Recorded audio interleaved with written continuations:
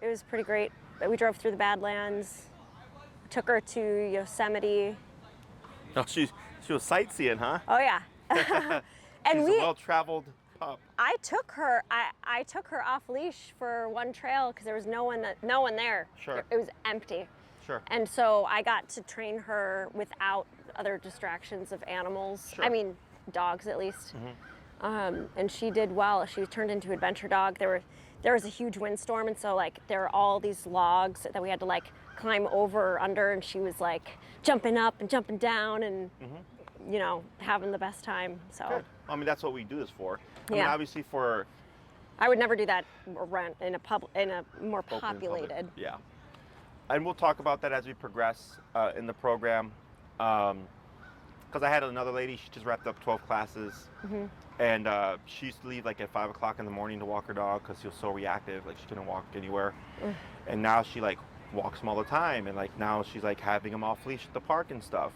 And he's starting to make friends. Oh my God. But in the beginning, she was just like, her ceiling was just like, I just want to be able to walk my dog. Yeah. And I go, we can get more. There's no guarantee. It depends on the dog. But she's like his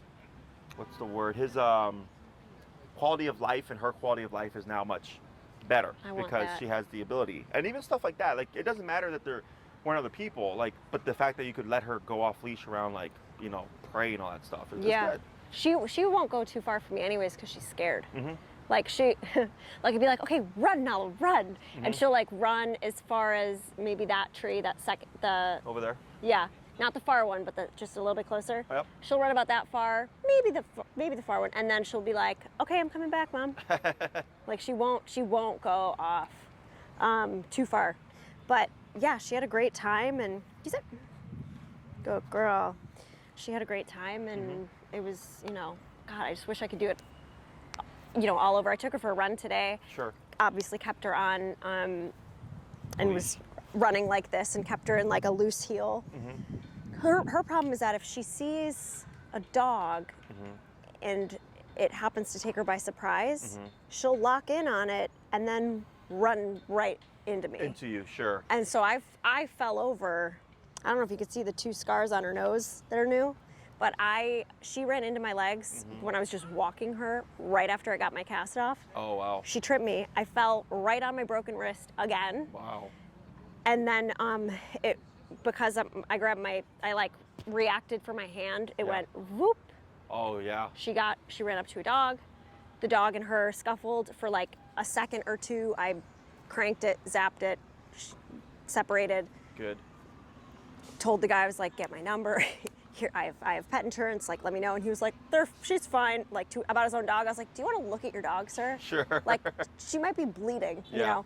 And he was like, oh yeah, her nose is, I was like, okay, so here's my info. And he didn't end up calling, but like, I brought her in, they had to clip one of her nails back, and like, it sucked, because she went after a dog, and it was like. Sure. Shit happens. Yeah.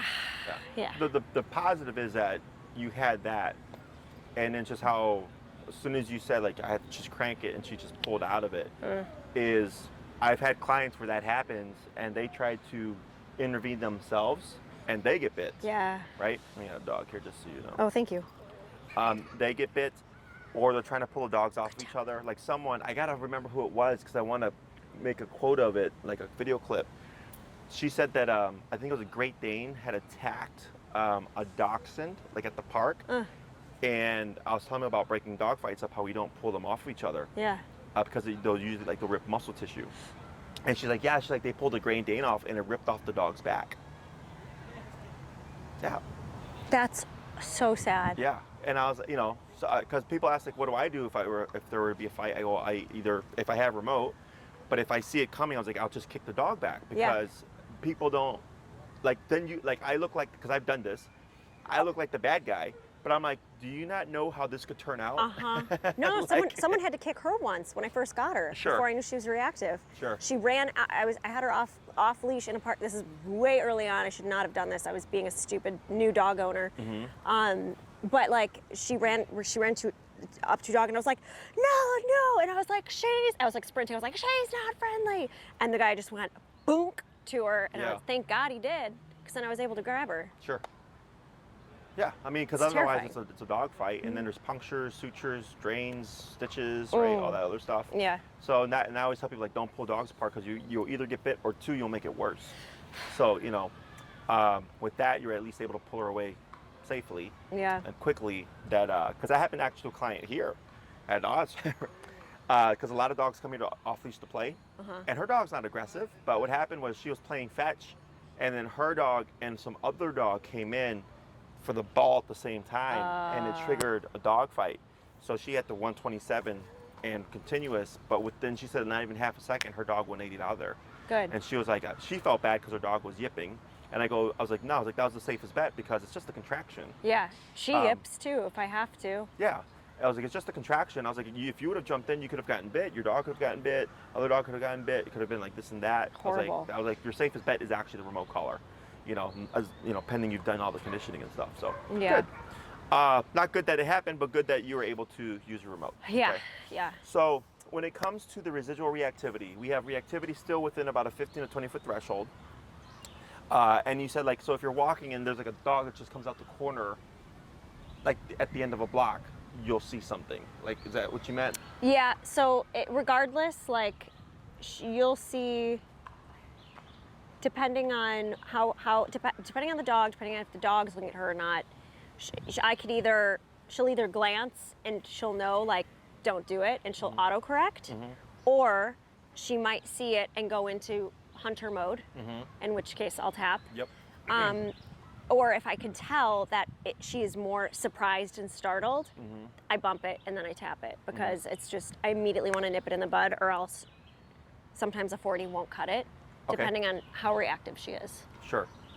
So, in terms of reactivity in comparison to what it was before, where do you think you're at percentage-wise? You have 30% reactivity left. You have 40%, 80%.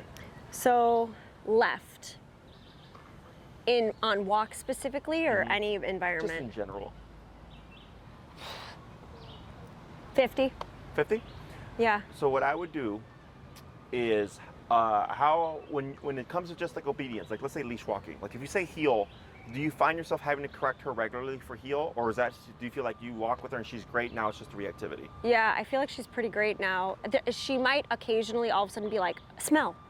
Okay. And I'll have to tap her, but Okay. like for the most part though, like she's excellent when there are no other animals around. Okay. Yeah, I'd say there's a 20% window of me still having to correct her for walks. So maybe I just need to do better and correct her more.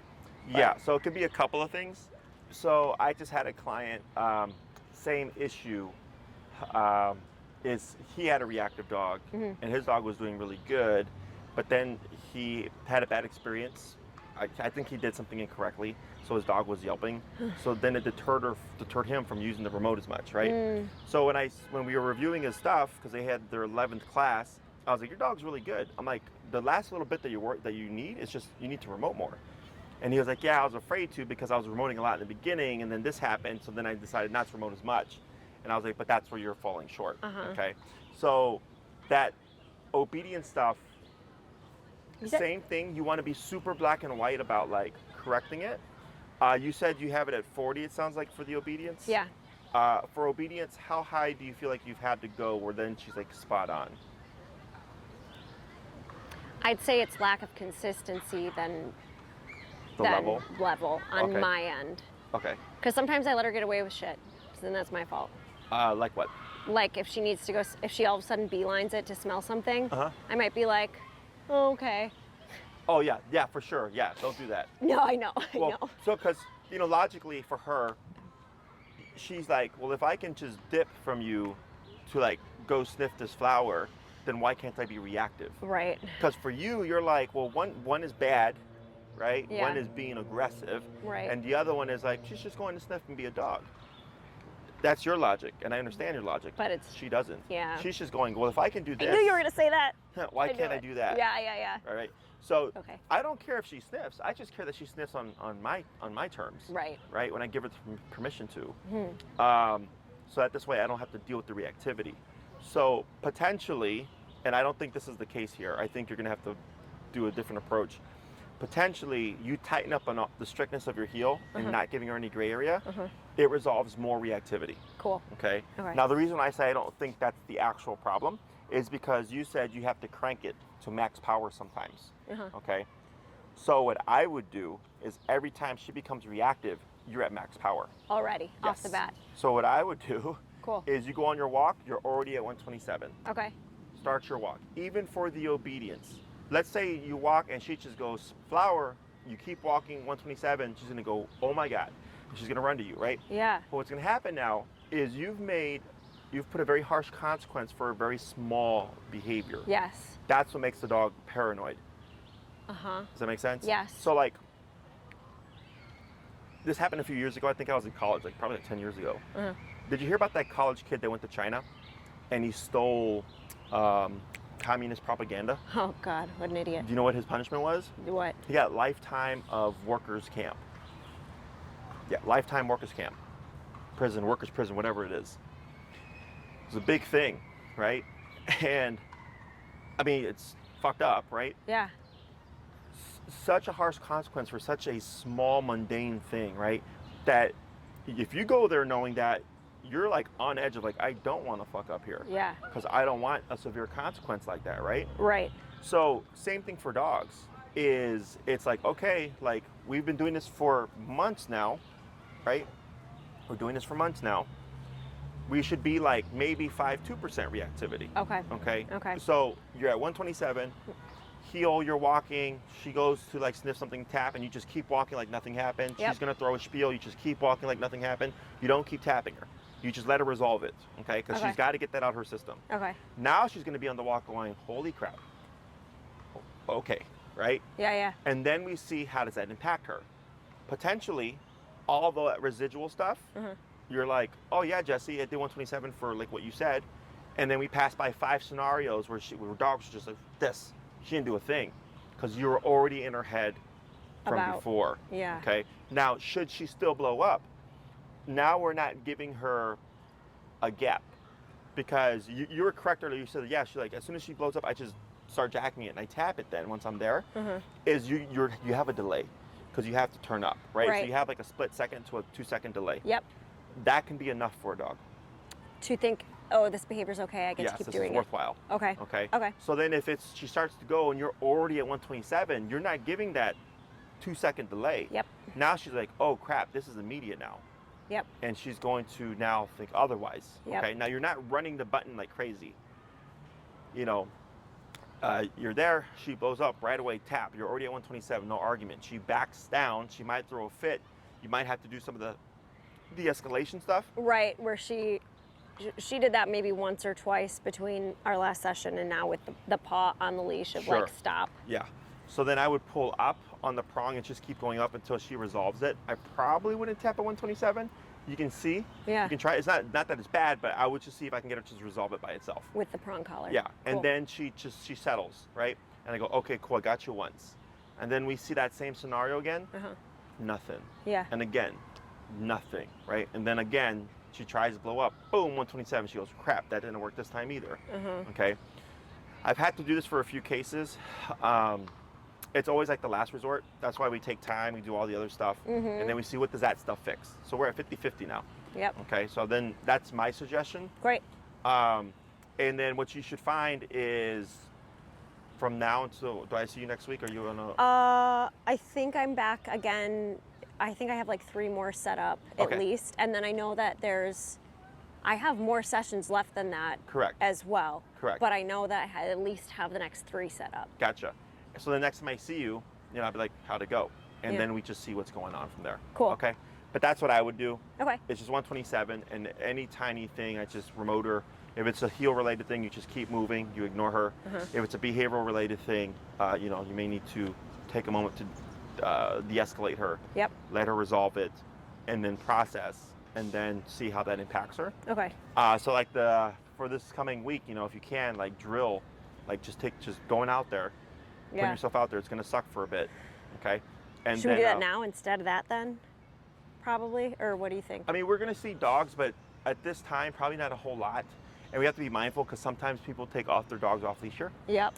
But I think we'll try it out, see what happens, Okay. and then you're my feedback. And if it ends up still being a problem, then I gotta think of what's going on. Okay. Okay. I will say the treats definitely helped. Oh, with her.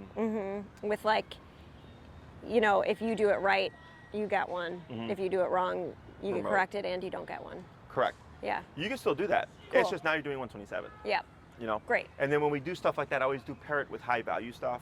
I don't know if I said that Hot before. dogs instead. Yeah. Very Okay. high value stuff. Just to balance out everything. Okay. But yeah, same concept, just harsher consequence. Okay. Okay. Anything else? I don't think so. So what have we covered with her? I know we did heal, we did recall. I think we did place. Heel, recall, place, down. Honestly, I've only been working with walking her since I broke the wrist, and a light recall on the trip. But like I haven't been practicing place or down, and I know that's my bad. I just haven't been taking her out, and then I don't think to use it at home. Sure. So I should probably do that. What I would do for home is just either find places or find times or find a time where you're like, this is when I'm going to do it. Yeah. Right? So then let's say it's dinner time. Dinner time, we're going to do place. So it's just a regular thing. Yep. Or you might do dinner place Mondays during dinner time and then down on Tuesdays. And then on Wednesdays, you're back. You're just alternating day by day. Yeah. So even though you're not doing it a whole ton throughout the day, you know, you're just regularly doing it. At least once. Once one a day. of them once a day. Exactly. Now it just alternates. Okay. It's so easy to do it too because she's such a beggar, so I could definitely do it for dinner time. Sure. Oh yeah. Yeah. So then yeah, it'll help kind of test her impulse control. Yeah. Okay. So we can pop her in the long leash here, Okay. and what we'll do is we'll review what you remember of the recall, to make sure that we're practicing it correctly. Okay. Go on, drink your water. Go on, drink your water. No? All right.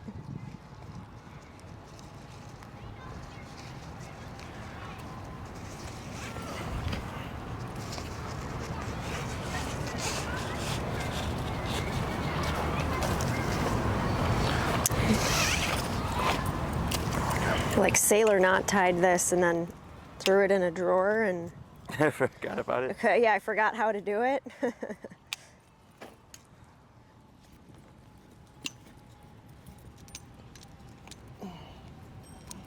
Okay. So I've got her on long, I've got her on short. I know that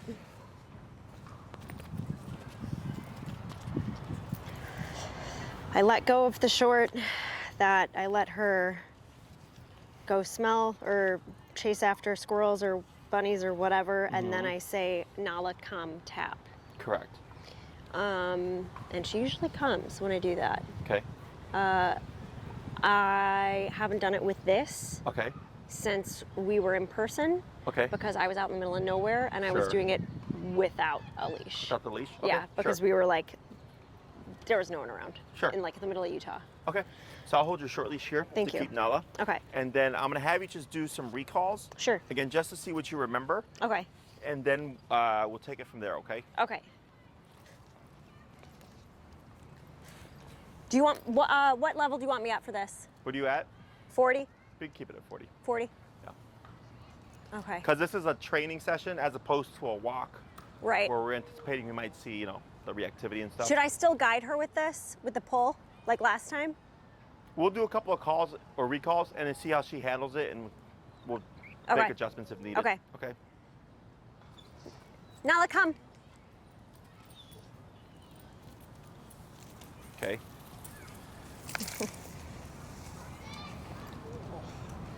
Good girl. Good. Praise. Good Now, girl. if you release her, do you think she'll go off to explore, or will she stick next to you? If I say BREAK, I think she might be like, I don't trust you. You're gonna zap me. Okay. Go ahead and just try a break here. Okay, break. And what I'm gonna have you do is kind of just meander here. Okay. And there we go. Yeah. Yeah. Okay. So, you are correct. Every time we call Nala at this stage, we always want to tap at least once. But you forgot something. Do you know what it is? To tap again. No. Well, did you only tap the once? Uh-huh. Then technically, yeah. You would, you know, tap, tap, tap until she started moving, and then you would lay off the pressure. Okay. Okay.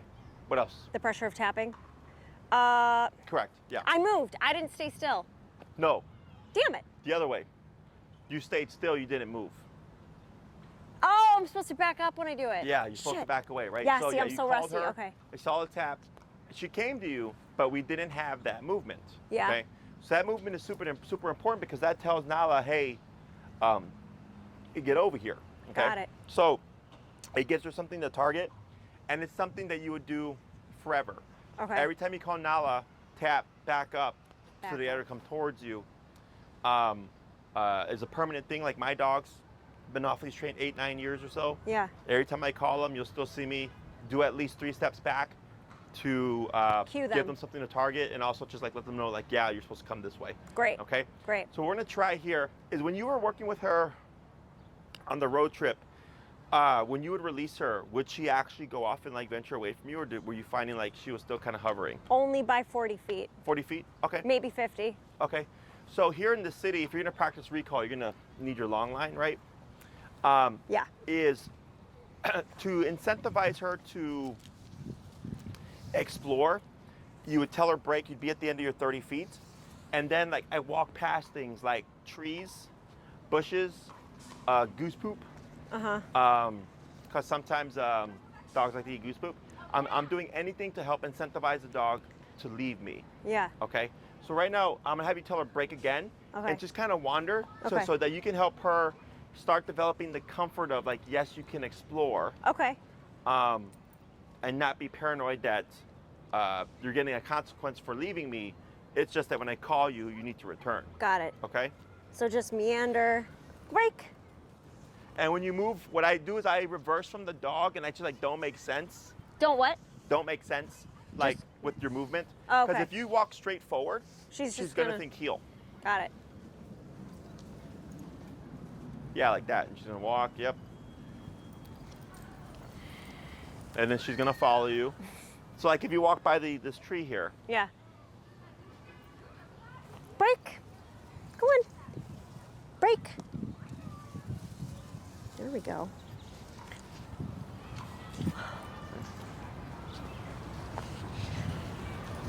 Now come. She already started to do it that time though. it's okay. So yeah. So here, go ahead and come to a stop, because you called her, correct? Yep. So tap. Wait a second. Good girl. Yeah, good. Wait a second.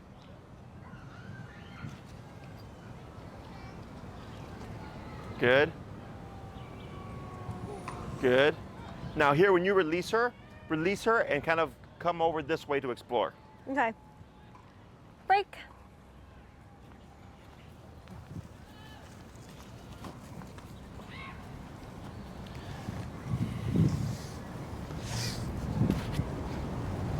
And like with that dog barking, is that like something that she's fine with now at that distance? Again, it's like, break.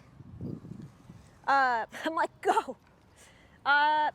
So again, it depends on if the dog's barking at her, it would be a different reaction. Even at that distance? I you would think I think so. She's particularly against German Shepherds too. She's Okay. Terrified of German Shepherds or I feel like dogs with darker fur she's scared of. But So like she's she racist. really hates German Shepherds Okay. and is like kind of a breedist, Yeah. if we're gonna call her, yeah, for lack of a better word, against certain dog breeds. Nala, break. Break. Now, Go if on. you see that, like let's say you're trying to work with her Yeah, and you're having a hard time with her leaving your side, yeah, a lot of people will like keep saying like, go, go, go, like go play and all this stuff.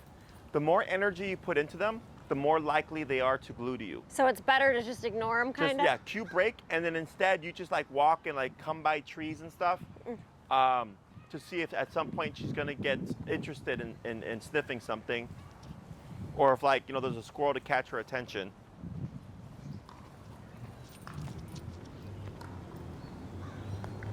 Yeah. Now here, just let her have this, okay? Okay.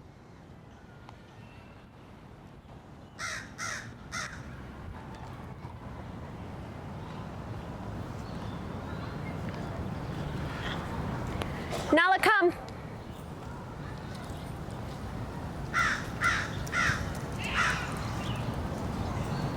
Good. Good girl. Break. Should I do it again? Yep.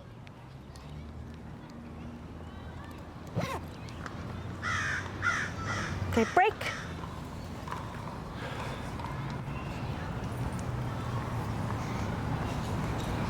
Break.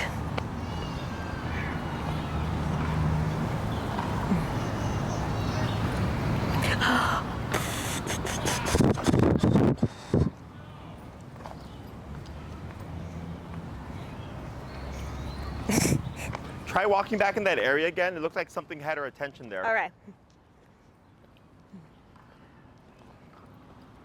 Break.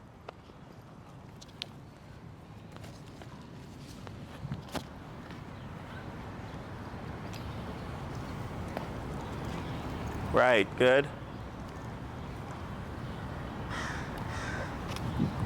Her paw's on the leash. Oh, there we go.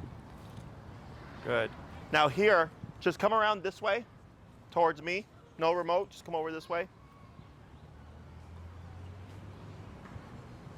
Is you're trying to balance out your recalls with her just being loose and free. Yeah. Because if you drill this too much, every time she catches a scent, she's gonna think, oh, she's gonna call me. She's gonna start running towards you. Okay. So then, like here, we did a recall, and then I was like, okay, go back and visit it, but just let her have it. Let her have it. Because then you're gonna get. I mean, I know she's already kind of like a Velcro dog, but she's gonna be even more so. Got because it. now there's pressure behind her every time she leaves her side. Got it. Okay. So I think on the last one, did you take steps back? You did? Okay, cool. I didn't think I thought you were standing still. I did, but then I only did 3 or 4, and then I stopped. For the movements? Yeah, she likes bunnies or squirrels. I'm like, too bad there aren't any when I Yeah, need they're them. not here yet. I mean, I know there's a lot of squirrels around here, but I've not seen them the past few times I've been here, so I don't think it's squirrel season quite yet. Other people's dogs, you know. If you go to the lakefront, like on yeah. Diversity and Lakeshore, or Diversity and Inner Lakeshore, right there, like there tends to be always lots of squirrels just kind of running up and down. Great. I've gone there with a lot of clients to in the past to work with their dogs if they have prey drive.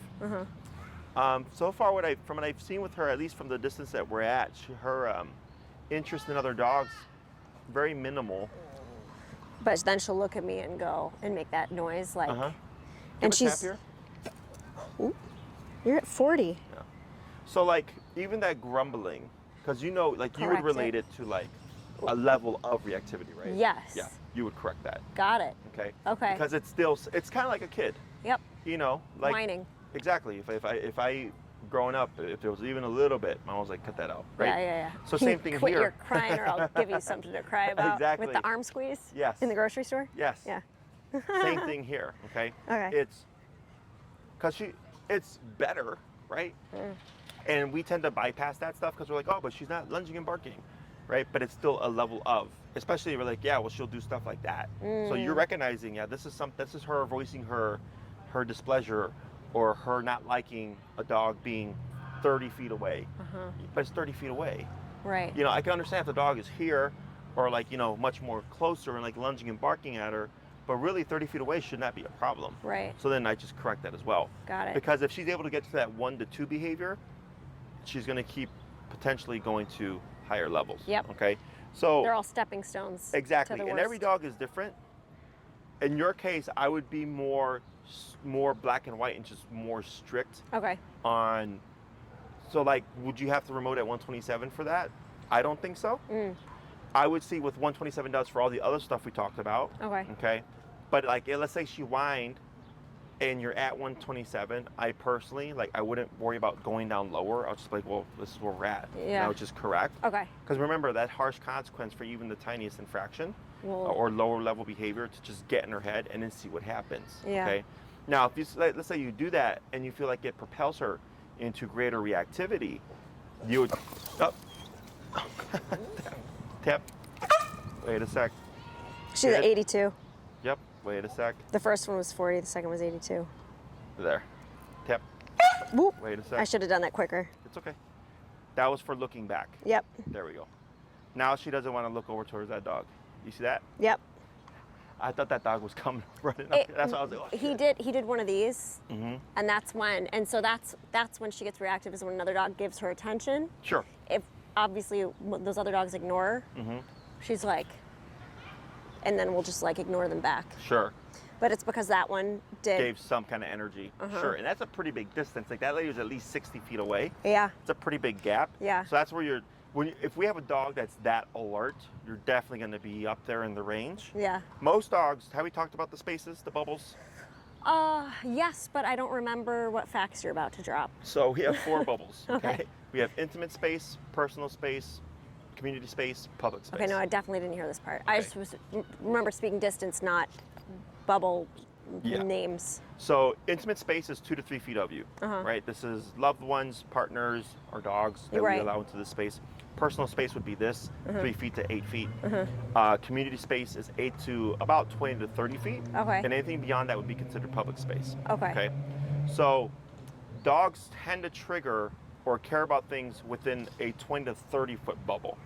Okay, so that community space range. And I was just talking about this to someone the other day. I was like, every now and then we get a dog, by the way, another dog here. Thank you. That's on high alert. And their bubble is far greater than other dogs, okay, where they'll care about a dog out in that public space. Yeah. Here? Yep, wait a second. Yeah, she's doing this on her own. Right, but you see how she moved away, Uh-huh. okay? So When she's trying to sniff them. sniffing is okay. Yeah. Sniffing we don't correct. Okay. So right there, couple of things. One, the 82 from just a moment ago resonated, and she acknowledged the dog, and she's like, all right, 82, right? But that dog still made her feel uncomfortable, Yep. even at 50 feet away. Yeah. Okay, because she said, you know what, this makes me uncomfortable. I'm gonna move further from it. So we always want to see the dog either avoid or disengage. That's part of disengagement, is they give distance. Yeah. Okay, so like if there's a burning building, you're not gonna go to it. You want to move away from it. Yeah. Right, to help yourself feel more safe from the fire. Yeah. Same thing for your dog. So I'm just noting that because I'm letting you know, even at that distance, that dog made her uncomfortable enough. Had she not been remoted earlier, she may have become reactive or something. But there she said, no, I know 82 is a thing right now, so instead I'm gonna move away from it. But it's because she felt uncomfortable. Yeah. Okay, so just keep that in mind. So she happens to have a greater bubble than other dogs. Yeah. So typically, most dogs, if I'm walking, imagine you have your 30-foot bubble and she has her 30-foot bubble. Okay, so if you're here and she's over there, your bubbles are separated. Yeah. Okay, but they may be overlapping. So dogs typically will trigger or become curious or then want to become reactive or investigate when our bubbles overlap. So like, let's say she was over there and that couple came, their bubble would have overlapped her bubble. That's where I would have expected her to go. Okay, because their community space and her community space overlapped. Yep. So then she's going to go over there going, hey, stay away from my space. Get out of my space. Exactly. Here, they were greater than the 30-foot bubble. Okay, so technically, she shouldn't have cared. Yep. Technically, she shouldn't have cared, but she did. Yeah. So see that? In a moment, we got this little guy coming. Yeah. Yeah. So I don't tap unless she locks in for more than 3 Locks seconds. in or like, yeah, looks like she's about, like, see how she looks and looks away? Yep. And then she licks her lips? So that's okay, right? For me, yes. Because okay, her ears are it's back? It's so split. Okay. Okay, but you can see where she's getting kind of edgy. So she looked at the dog about 5 times or so, right? Yeah. And that is really personal preference. So I myself would have given her the chance because she was doing well. Yeah. But let's say the next dog comes, she keeps doing the same thing, and the next one she keeps doing the same thing. It's like, yo, don't Stop care it about on the third one instead of the not stopping. like you really shouldn't care about this. Like it has nothing to do with you. Right. Okay. Because she can't control her impulses, you have to control them for her. Okay. But right there on the 82, you can see how much it achieved in just that setting. Now that's at, of course, a 30 to 40 foot space right there. Okay. So 80 could be great for 30 to 40 feet, but then when you close that gap into a 5 to 10 foot space, you know, Yeah. probably gonna need a greater number. Yeah. So she has a heightened sense of awareness in space, okay? So typically it's 30 feet. So when you're walking, let's say you were to take her off leash. Really bad at distances too. So like 30 feet's like to that tree. Yeah, I'd say about that. It's probably about 25, maybe a little bit more. And then so 60 is that tree. Which one, that one? The one right behind it in the sunshine. Oh, right here? Yeah, I would say that. Okay. Yeah, 30, 60 feet. Okay. Yep. So here when you're walking, when I have my clients when they do their off-leash stuff, I'll tell them like there's off-leash etiquette. Whereas most people, if they see you with your dog off-leash, they just assume like, oh, your dog's off-leash, so it's okay to come over, right? When really you could just be wanting to like have your own time with your dog. That's having no off-leash etiquette, okay?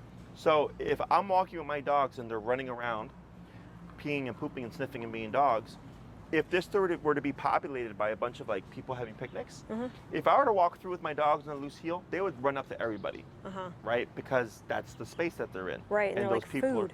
Yeah, and as we're walking in, our community space is overlapping other people's bubbles. So then I go, okay, I don't want my dogs doing that. I would call them into a tight heel, and that shrinks the bubble, right? Because now they're on my hip. And now I can weave through all these people because now I matter to them more than the people do. Once I pass them, I can go break, and now their bubble opens back up again. Okay? So for you, you know, if you're trying to target, and we got a dog approaching here as well. Thank you. Yeah, see how she right away looked away? Yep. And she licked her lips? It's because she's anticipating, yep, see how she goes up? Yeah. All this is an anticipation of, yep, good. Yep, there you go. All this is anticipation of the dog coming into the space. Now that dog, their bubble technically overlapped your bubble. Got it. So that's where I would really expect, boom. So like I had a gentleman, he was walking his dog off leash in a lakefront. Yeah. And then he said that his dog was away from him and that another dog charged his dog. Everything was fine. And he was like, how do I avoid that? And I was like, well, what was the distance? You know, I was like, would you say it was like 20 or 30 feet of each other? And he's like, yeah. I was like, that's why. Because their bubbles overlapped. And that dog went to investigate and go, who are you? Yep. Okay. So then once he figured that bubble concept out, he was like, yeah, when I walk on he's like, I can see it now. Yes. You know? Yeah. And even for dogs, like with prey, if a squirrel comes into that 30-foot bubble, that's where dogs go typically. Yep. Every now and then, if we have a dog with a very heightened prey drive, Yeah. it'll be that 30-foot and beyond space, okay? Yeah. So you're trying to figure out what is her, Prey drive. yeah, is it 50 feet that she cares about? Unless she's in a tight heel. Then that overrides everything, technically. Right. She should be at your hip and not care about anything else. Right. Like, this is before I started my training with you, but one time I was walking her in a, I was walking her in a heel, and there was just a pigeon like right over this tiny little fence, and I was shocked that she didn't run at it, so I just went, you gonna get that? And she just went boom, and like, and the thing flew away. Obviously, I wouldn't let her get it, but it was really funny. But I would say her prey drive though is, if there were pigeons 50, 60 feet away, she'll stay in a tight heel if I have her in a tight heel. But if I like let her go, like she would be like, let's go do this. Let's go chase him. Sure. Yeah. So you can actually use her prey drive as a gauge for her her bubble awareness. Okay. You know, so just imagine when, like, if you tell her to go break, just imagine that 30-foot bubble around her. Yeah. And find when does she care about the rabbits or the birds, right? Got it. So like, let's say she's going over this way, and where that second tree is, that 60 feet away. Yeah. And you just imagine that bubble around her, and then all of a sudden the bird comes into the bubble, and then she goes. There you go. That's it. Okay. So then it helps you read better, like how to handle situations, when to expect she's gonna care about dogs. Right. You know, but that's how I explain it to people. Yeah. You know, so like for us, talking this close is normal. Yeah. If for people that live in rural areas where like the houses are miles apart, Yeah. they greet from like 15, 20 feet away. It's considered disrespectful and threatening to be this close. To talk to someone. When you're used to being around no one. Exactly. Yeah. Okay, it makes people more suspicious. That's why if you go on the train, have you been on the CTA train? Oh yeah. Have you been on the train? Like, let's say it's empty, okay? Mm-hmm. There's only 3 people on the train. You have a seat, and there's a seat empty next to you. And someone gets on, and there's 30 seats. And they sit right down next to that drives me Yeah. fucking crazy. Okay. I'm like, really? Yes, it makes Yeah. you uncomfortable. Oh, yeah. But if you put yourself in a train where there's only 3 seats available, and you sit down and one of them happens to be next to you, you may not like someone sitting next to you. Sure. But you're like, I get it, because there's like only 3 seats. Right. Right? It's the same thing for dogs. Got it. Okay. That's why I had when clients move from like suburbs to the city, their dogs will have issues because it's so spaced out over there, and all of a sudden it's just congestion. Okay. And then I get a lot of clients who like move from the city and move to the suburbs, and they're like, oh man, my dog's like so much more relaxed now. They're not as anxious because there's more space, it's quieter, lower energy. Yeah. Okay. So it's dogs are much more sensitive to these things than we are. Yeah. For us, we're just thinking like this is just city life. Yeah. For dogs, we're just like this is not. They're like, this normal. is not normal. Right. Exactly. Well, this is not. Makes me feel bad. I just like spoiled her on this amazing road trip, and it's like, and now you're back in the city. Yeah. Sorry. But here, that 82, Yeah. right? Immediately, like she didn't even get a chance to go. She was just like, what? Right? Yeah. And then how it, with the other dogs that passed, how it was impacting her behavior, and she was like, not even wanting to look that much. And then when you caught the one where she got a little bit too forward with the Bernese or whatever. Yeah. Right? And the same thing, she just backed off and she was like going behind you, going like, I don't want anything to do with this. Yeah. Okay. So I think that applying that same methodology to your walks is going to help resolve a lot of that residual stuff. Great. Okay. Yeah. And then I would start tracking how much you have to remote her. So let's say you do 127 starting tonight. Yeah. And then you remote her a few times tonight, and then a couple times tomorrow, and then you go 5 days with nothing. Like, that's what we're trying to get here. Yeah. I don't want you to have to constantly be like tapping her. Yeah. It's to stop and then deter the behavior. Yeah. Not just manage it in the moment. If you find you're always having to tap her every single time, exactly, it's enough to stop it in the moment, but then she just does it again the next time she sees the dog. Right. Okay, and I'm wanting, no, stop it and then don't do it again. Right. Okay? Questions on any of that stuff? No, it's just clear I have to upper level. Sure. And you would only do it for the healing stuff? Or if you were to be, let's say you're walking with her off leash, I want you to just assume if she sees a dog, or if there's a dog 100 feet away, just assume there might be something, 127. Yep. Okay? Now, the drawback to this would be if you tapped her at 127, like here we're at 82, you're probably going to make her more paranoid about leaving your side. Yeah. It's just part of we're fixing one problem, but then creating another problem. Yeah. So what do we do about that? It's To just fix time. it later, or in time Yeah. she'll ease up. Yeah. Or get So relaxed? because she's just got to learn, as long as she's not reactive, as long as she doesn't grumble and growl and all that stuff and stare, Yeah. there's no remote.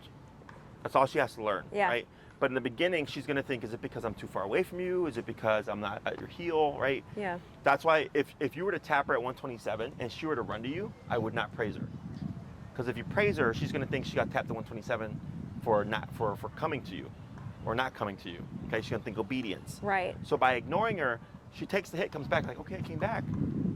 How come you're not acknowledging me? Why aren't you praising? Right? She's like, all right, well maybe I wasn't supposed to come back to you. Right? I had this happen with a client, same thing. And I told her, I'm like, ignore the dog, and eventually he's going to learn the tap is not for the return.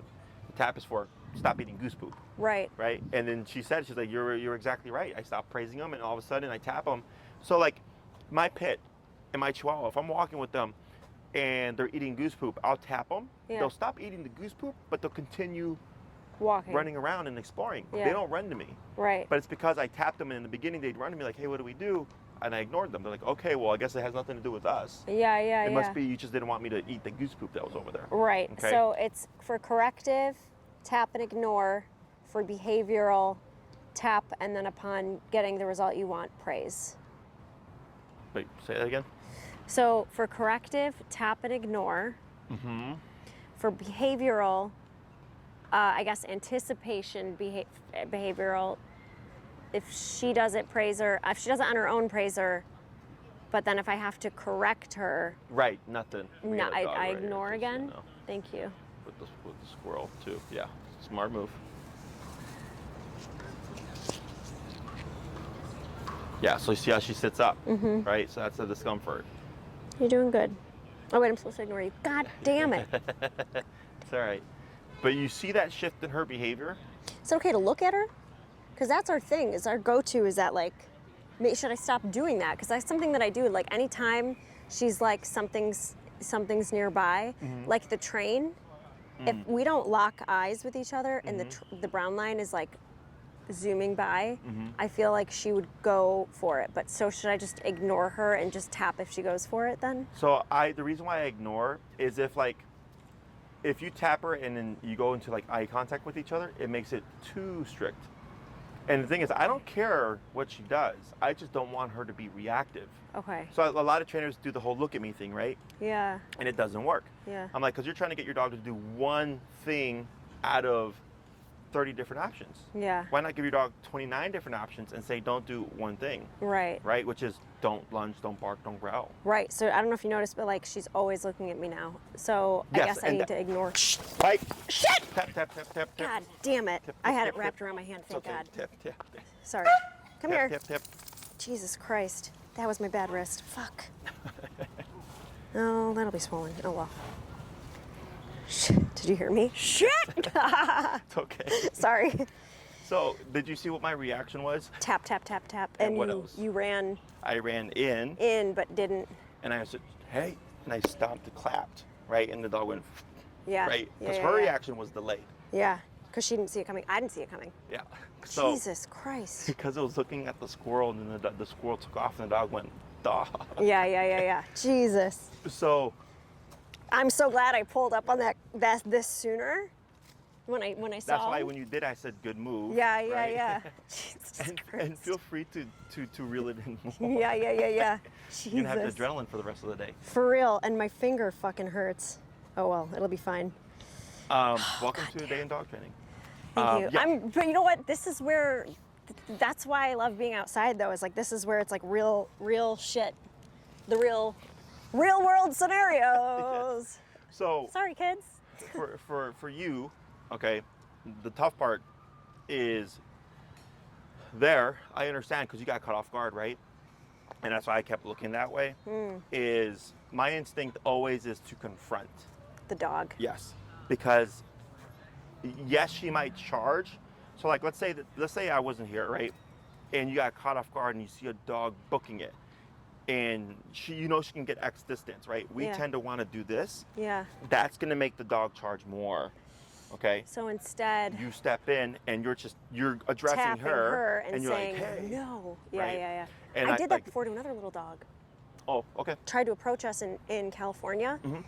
off leash, and I would Matt had her, and he was working with her, and this dog, and the woman kept calling her dog, and the dog was off leash and was not listening to her. So I literally just went no. I was like no, and I just like walked up to the dog like this, and finally Sure. the dog was like Backed off. yeah, Because you gave confrontation. yeah, Okay. So there you did Sit more passive confrontation and instead went more in their space. yeah. And here I do bigger threatening energy. And a Hey, clap. right? So if you're doing tap tap proactively for her, you're still wanting to move in for the other For dog. the other dog. Hey, right? And you don't have to clap, just even like a stomp and Yeah. just big energy. Yeah. So like I think for bears they say you have to make yourself look bigger, right? And you have Open to your be loud. coat, yep. Exactly. Because you're trying to use presence to send them back. Same thing here. Okay. You had the remote, right? So it's instinctual. Yeah. Like everybody's instinct is, is always just pull back and grab the dog. And swear. And it's the opposite. And if you say shit, the dog don't know. Yeah. It's just big energy Yeah. confronting them, And I've been, because in Texas, when I first started dog training, I was charged by off-leash dogs all the time. Because That's so people put scary. dogs, it's like Mexico. Yeah. Like people, they don't need a fence. They'll just have their dog in the front yard, no Right. fence, and then the dogs go wandering around the neighborhood. And that's it. I got attacked by like a pack of like 5 chihuahuas, not attacked, but like my they like God. surrounded me, That's and I was walking my Chihuahuas dog. can be scary. It's But little man syndrome. It's Napoleon syndrome. Yeah. And they're like, Little dog, yeah. yeah. But I was able to scare them off because I targeted the biggest energy. There Of was one them? that was barking the loudest and the most, Yeah. and then the rest were kind of just coming in and out. The moment, and I did the same thing, I just moved in until that one backed off and ran away. And once that one backed off and ran away, The they all rest. just ran off. Because like pack that's the leader. leadership. Yep. That's the leader. So crazy. hmm Okay. That stuff does happen. The thing about pack leader is people take it to heart. Like dogs don't elect a pack leader like a president, like humans do. Okay, in every situation, a different dog could be dominant. So in that situation, one dog was dominant over like approaching a threat, which was me to them. But let's say over a resource like food, another dog might actually be at a higher level over food and be more dominant because it's willing to fight more for it, right? Got it. Whereas with like, I believe with wolves, it's different. Like it's more like there's the set, you know, alpha male, alpha female, beta female, and all that stuff. And then there's the last dog of the pack, or last wolf of the pack. Yeah. Their setup's a bit different. Dogs are a bit more fluid. Yeah. Okay. I remember I watched that video that you posted of the dog that corrected a dog for getting too close, but then the dog that did the correction took it too far, so then a different dog corrected his response. And I was, They just step in. Yeah. They regulate each other. Unlike with humans, we look to a third party like police and all that to handle situations. Yeah. So like CTA buses are weird because passengers would think the CTA driver would be the authority. Yeah. But they're not. They're just paid to drive the bus, right? So if you ever seen videos where something happens on the bus, sometimes the driver will address it because they're that personality type. Right. But other times it'll be a passenger. And I've even seen videos where nobody does anything and the person beats up a person and walks out the bus scot-free, right? Because there was nobody that was a leader type personality to step in and go like, this is not going to happen. Right. This Okay? is not okay. Yeah, because the world is divided 20% leaders to 80% followers. That's how that works. Crap. Yeah, because if everybody was a leader, it would be constant It chaos. would be chaos. You know, some people are meant to be employees. Other people are meant to be employers. Yeah. You know, this is how, like, I have my own business because I didn't like being told what to do. Yeah. That's my personality type, right? Yeah. So, and it breaks down very complexly because, like, in a family, you know, mom, Just do a dad, scan. kids, Yeah. you know, it's the same thing. It's all a hierarchy, okay? So your homework for this week, work on the language. Great. Bump your number to 127. Oh, that was a joke. Sorry. I was like, the language is Nala, and I'm like, no, wait. 127. Yeah. Okay. Okay. 82 was good, right? Yeah. Now let's say this happens again, but Which- you've been remoting Nala at 127. Which part happens again? Like this last bit Okay. with yes. the dog, right? Yes. Let's say that would happen again and you've been remoting Nala at 127.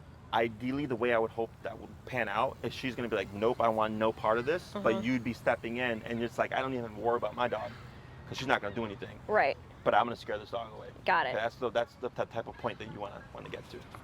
Okay? Got it. Anything else? I don't think so. I know I see Enrique at some point just because. Oh, sure, I for think- like in-home or something? Or I don't know. I think here, I don't know. I don't remember. I have to look at my emails with Maria. I think only because you weren't available or something, and I Sure. was trying to reschedule something because my grandma's birthday Oh, sure. or conflicted. Uh-huh. But I think it'll be here. Okay. I mean, What I'll probably do is focus on the behavioral stuff with you. Great. And he can do something obedience-wise with you. great. And then I would love eventually to I don't know. I know we have some classes left, but to test her off leash. That's like my goal. But Okay. Practice what we did today obedience-wise, because that's just more practice. Off-leash takes training and proofing and conditioning. yeah. Behavioral stuff is more instant. It's just a matter of like what's going to get her to cut the shit and cut the shit from even happening in the next time. Yep. Okay? 127. Yeah. Okay, so I would do that for everything and then let me know how that pans out. Okay. Okay? Cool. Anything else? Thank you. No, thanks, Jesse. Yep. Oh, and I'll take Mike. Oh yeah. I think I see my next client always. Yep.